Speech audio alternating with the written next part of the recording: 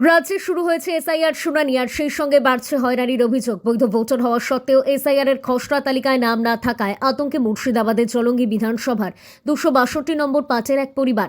আতঙ্কিত ওই মহিলার নাম নাজরা খাতুন। অভিযোগ, 2015 সাল থেকে বিবাহ সূত্রে ওই পাটেই বসবাস করছেন তিনি। অথচ 2025 সালের এসআইআর তালিকায় তার নাম থাকা সত্ত্বেও এবং নিয়ম মেনে ফর্ম ফিল আপ করার পরেও খসড়া তালিকায় তার নামের পাশে লেখা রয়েছে অনুপস্থিত অথবা খুঁজে পাওয়া যায়নি। নাজরা খাতুনের প্রশ্ন, এসআইআর ফর্ম জমা দেওয়ার পর তার রিসিপ্ট কপি হাতে থাকা সত্ত্বেও কেন এমন মন্তব্য লেখা হলো? তার আরও অভিযোগ, 2002 সাল থেকে পরিবারে বাবার নাম সহ অন্যান্য সদস্যদের নাম ভোটার তালিকায় থাকা সত্ত্বেও কেন তিনি এই ষড়যন্ত্রের শিকার হলেন? এই ঘটনায় চরম উদ্বেগ ও ক্ষোভ প্রকাশ করেছেন নাজরা খাতুন। তিনি জানিয়েছেন, পুরো বিষয়টি নিয়ে প্রশাসনের কাছে লিখিত অভিযোগ দায়ের করবেন। এদিকে এই ইস্যুতে নাজরা খাতুনের পাশে দাঁড়িয়েছেন তৃণমূল কংগ্রেসের রাজ্য যুব নেতা রাকিবুল ইসলাম রকি। তার দাবি, বৈধ ভোটারদের নাম পরিকল্পিতভাবে বাদ দেওয়া হচ্ছে, যা গণতন্ত্রের পক্ষে অত্যন্ত বিপজ্জনক। ঘটনাকে ঘিরে ইতিমধ্যেই এলাকায় তীব্র চাঞ্চল্য তৈরি হয়েছে। এখন প্রশাসনের পদক্ষেপের দিকে তাকিয়ে সাধারণ মানুষ।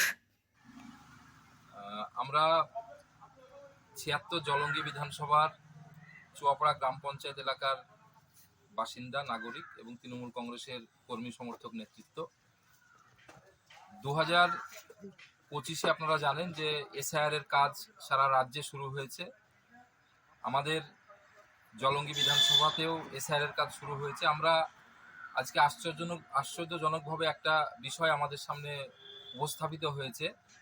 জলঙ্গি বিধানসভার 262 নম্বর পাটে নাজেরা খাতুন নামে একজন মানুষ, একজন মহিলা 2015 সাল থেকে বিবাহ সূত্রে তিনি এখানে বসবাস করেন এবং 2015 সালে 262 নম্বর পাটে তার নাম অন্তর্ভুক্ত রয়েছে ভোটার তালিকায় এবং সে সর্বশেষ যে এসআইআর এর ফর্ম, সেই ফর্ম তিনি পেয়েছেন এবং সেই ফর্ম পূরণ করে তিনি জমা দিয়েছেন ইলেকশন কমিশনের যে বিএলও নিয়োগ ছিলেন সেই বুথে, তাকে রিসিভ করেছেন এবং রিসিভ কপি তার কাছে আছে। কিন্তু আশ্চর্যজনকভাবে আমরা দেখলাম যে 16ই ডিসেম্বর যে খসড়া তালিকা প্রকাশিত হয়েছে সারা পশ্চিম বাংলায়, সেই খসড়া তালিকায় নাজেরা খাতুন তিনি তার এসআইআর এর ফর্ম সমস্ত প্রমাণপত্র সহ তিনি জমা করার পরেও ভোটার তালিকা থেকে, খসড়া তালিকা থেকে তার নামটা অনুপস্থিত বা খুঁজে পাওয়া যায়নি। এই কারণ দেখিয়ে তাকে বাদ দেওয়া হয়েছে। আমরা মনে করি যে এটা নির্বাচন কমিশনের অপদার্থতা, তাদের অকর্মণতার কারণেই আজকে বাংলার সাধারণ মানুষকে অযথা হয়রানির শিকার হতে হচ্ছে। আজকে 262 নম্বর বুথের নাজেরা খাতুন তিনি আমাদের ভোট সুরক্ষা শিবির যে রয়েছে জলঙ্গি বিধানসভায়, সেই ভোট সুরক্ষা শিবিরে তিনি উপস্থিত হয়েছেন। আমরা দলীয়ভাবে তার বাড়িতে নেতৃত্বকে, কর্মী সমর্থকদের পাঠিয়েছিলাম।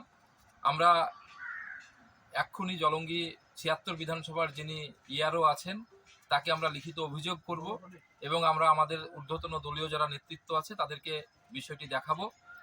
এসআইআর যে কর্মসূচি ভারতীয় নির্বাচন কমিশন শুরু করেছে, এটা বিজেপির একটা চক্রান্ত, বিজেপির একটা পথ।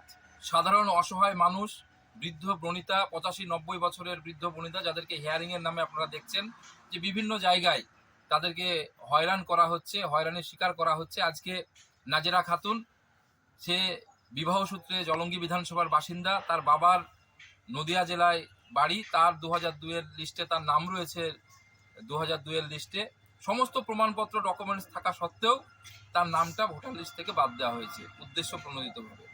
আমরা দলের পক্ষ থেকে নিশ্চিতভাবে নাজেরা খাতুনের পাশে আছি এবং তার নাম যাতে আবার এনলিস্টেড হয় ভোটার তালিকায়, আমরা দলীয়ভাবে সমস্ত ব্যবস্থা, সমস্ত উদ্যোগ আমরা গ্রহণ করি।